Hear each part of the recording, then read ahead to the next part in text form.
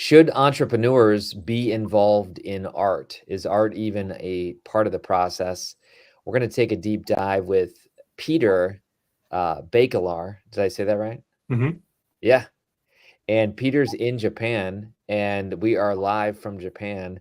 So, Peter, I met you at Cedarville University during this special week for missions. And I would call it a God moment because I literally was standing there waiting for a student all of 30 seconds. And I turned to you and said, "Hey, what are you doing?" And you said, "I'm here for the missions week." And you said, "What are you doing?" I said, "I teach digital marketing." And your team said, "We need that." And then I said, "Well, why don't you come to class?" You came to class and shared. And now all of a sudden you have at least one student who's headed to Japan on a missions trip. So let's talk about your ministry, what you do. We'll jump into your website. I'm going to bring it up, but what do you do in Japan, Peter?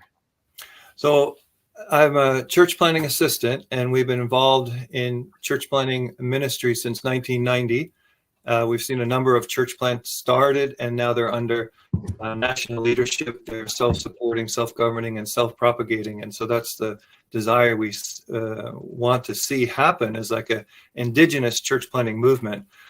But my background is in art and design, and that was something that has always been with me, but I never saw the application as to how it could be involved in church planting until the last, I'd say, 10 years, where we began this presentation with a God moment.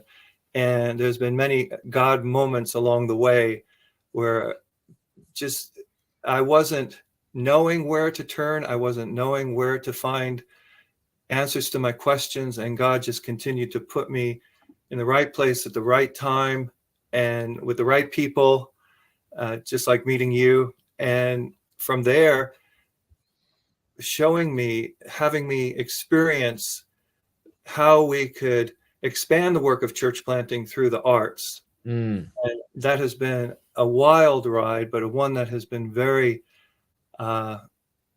exhilarating, and for me, holistically fully engaging in all the aspects that I feel the way that God has created us to know him, to love him, to give him glory and honor with our whole being, and to approach community, approach culture from that humble posture of let's discover Jesus here. What is he doing in this community? What is he doing in your life? You might not recognize that, but as we begin to engage fully in both your heads, hand, heart, and soul, we're finding people are very, very open to discuss where they are in life, what they want to see happen in life, what are their fears, and so I would say, where does church planting begin? Mm. And it begins with understanding the people you're trying to reach, and to understand their culture, their society, their own hearts. And art has been one way.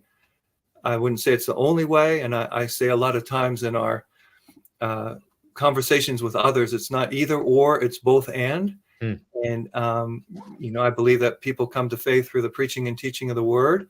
And I won't compromise on that. But I also feel that to come into the audience of the preaching and teaching of the word, we have to go out many times, and we have to engage them where they are before we can get them to where we hope they can hear the preaching and teaching of the word. And in a sense, they're hearing the preaching and teaching of the word, not so much verbally, but through our lifestyles, through just walking through life together, doing,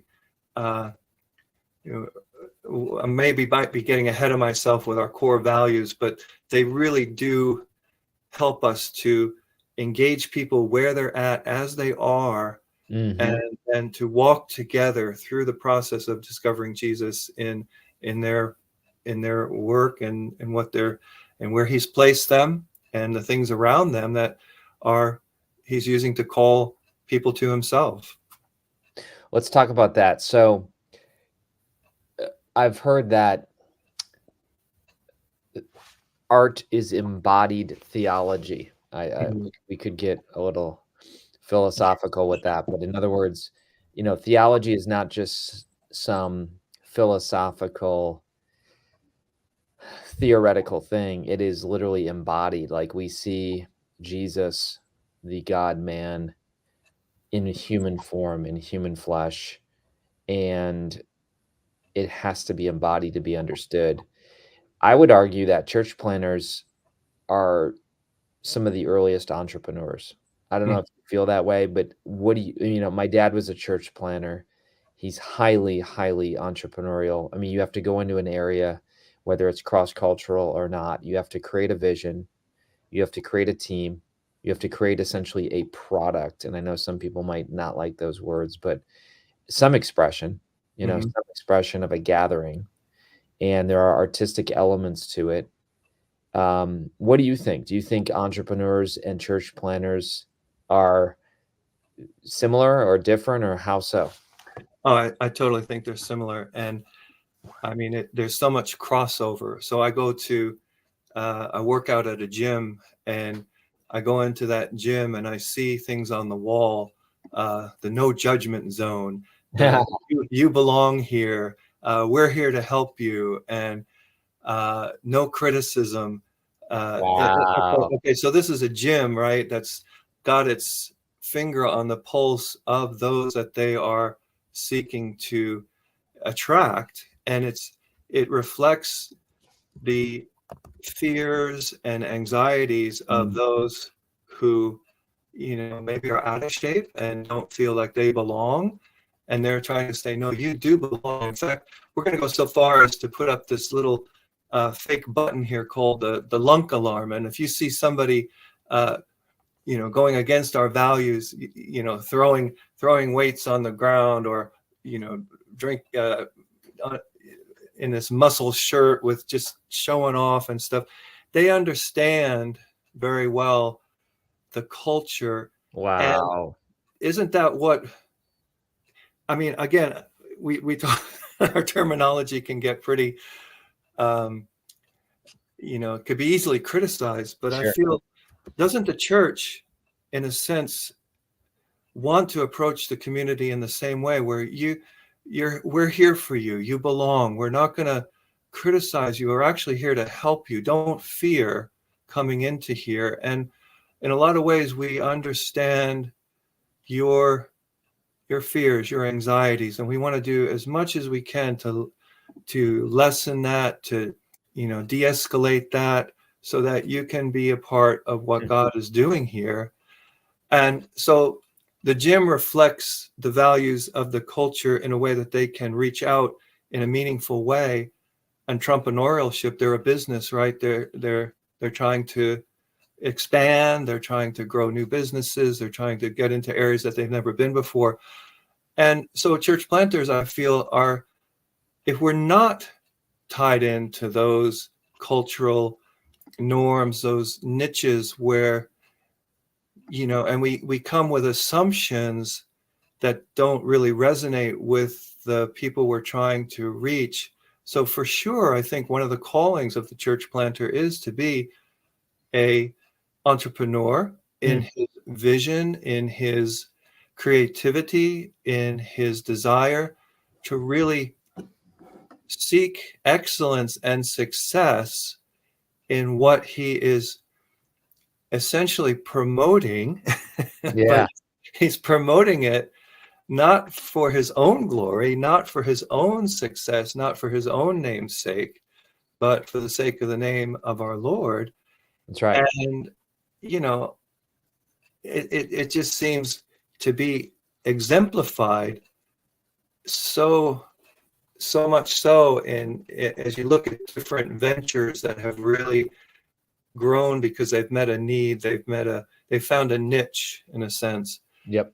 And I feel that if we ignore those common ground themes, those kind of invitations that God actually gives us to see within the culture, why should we not continue to understand and to explore and to creatively engage in those kind of platforms and bridges that God is really showing us.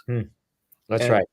So I hear you loud and clear. And you mentioned entrepreneurs masculine, but we would also say you see a lot of female entrepreneurs. yes, What's the percentage? I'm always curious, like on the quote foreign mission field, what is the percentage of male to female? What do you think? wow.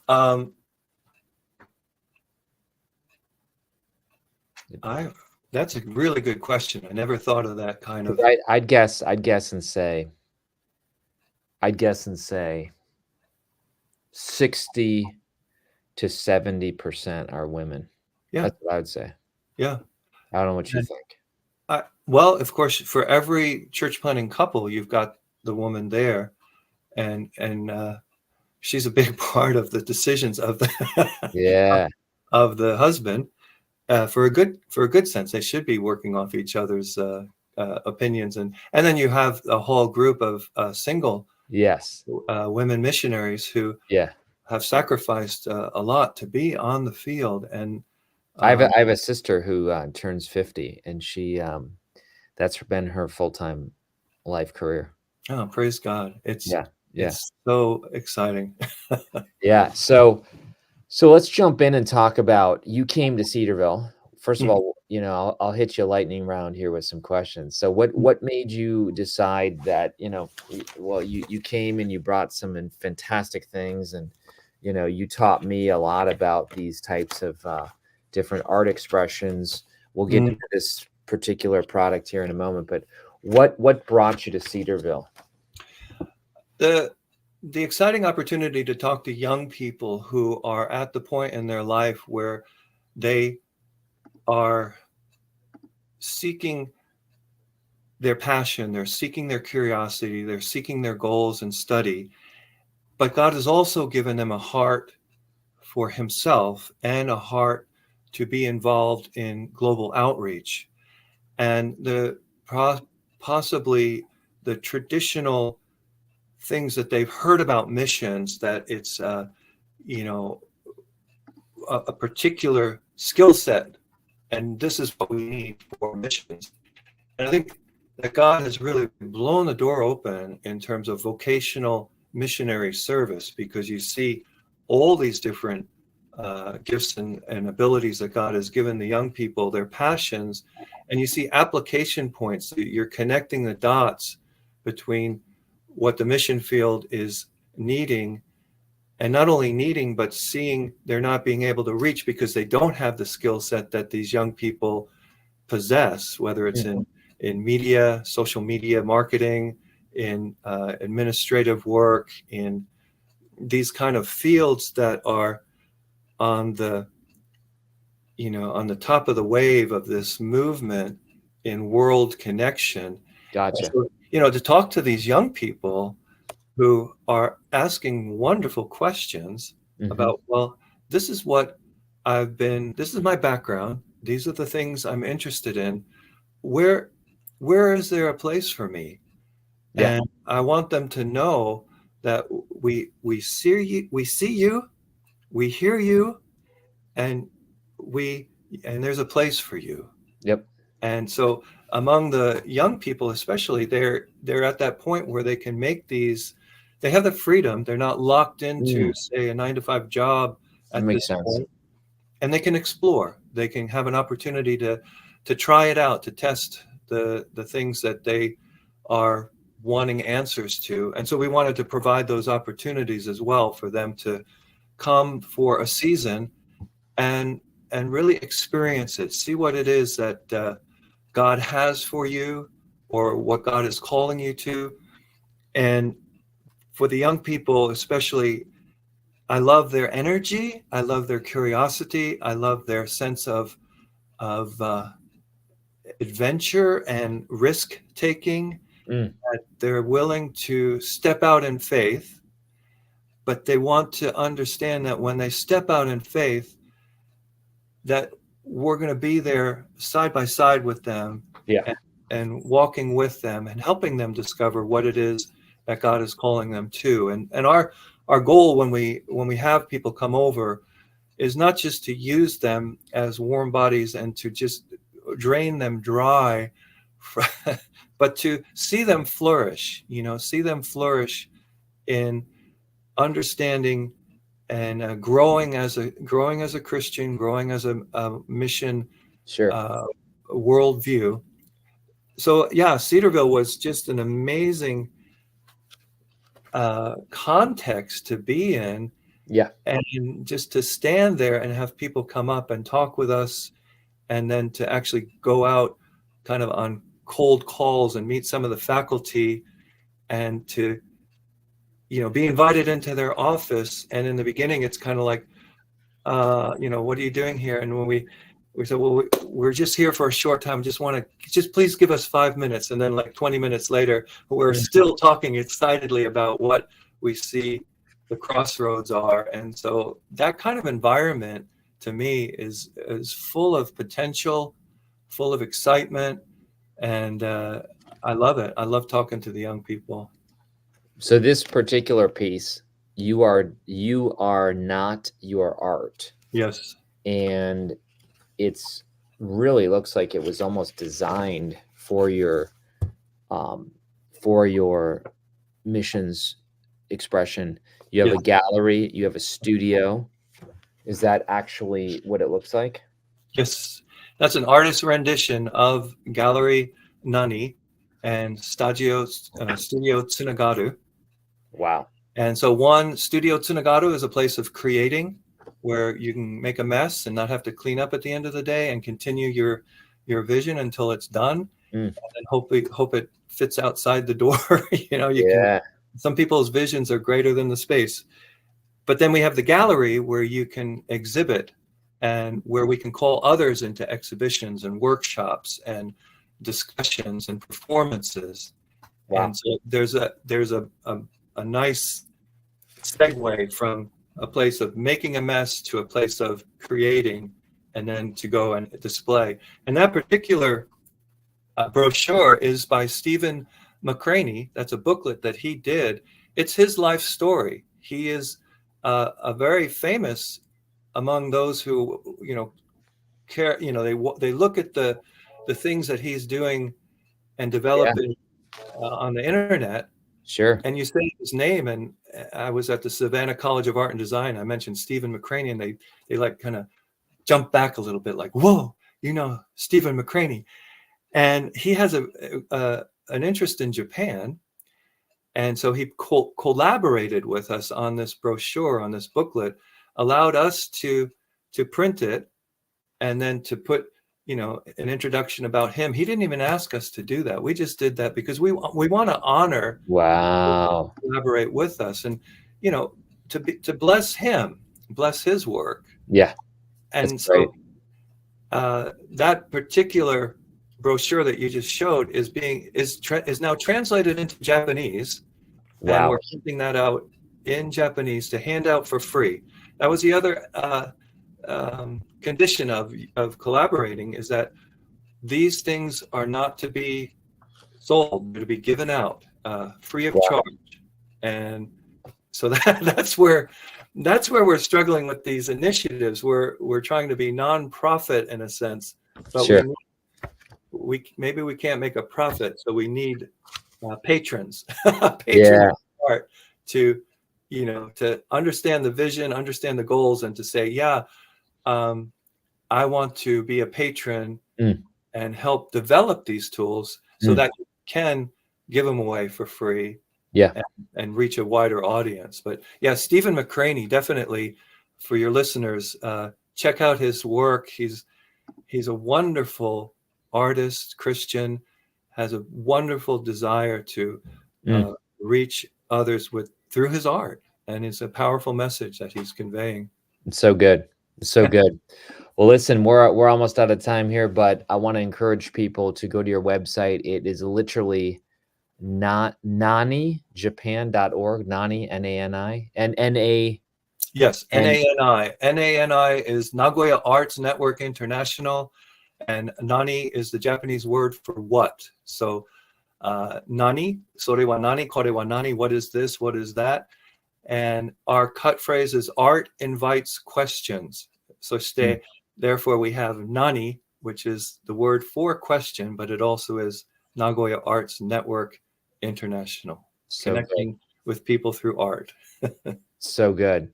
Well, listen, Peter, this was amazing. It's so fun that one of our students is headed your way. Yes. We know that other people who may be watching this might say, wow, I've never thought about